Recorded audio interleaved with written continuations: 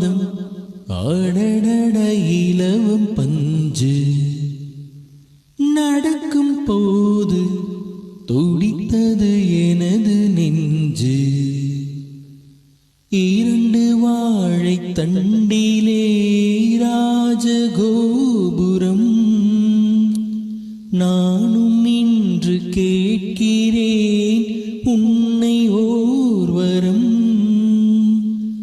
தேகம் தன்னை மூடவே கூந்தல் போதும் போதுமே ஆடை இங்கு வேண்டுமா நாணம் என்னவாவா.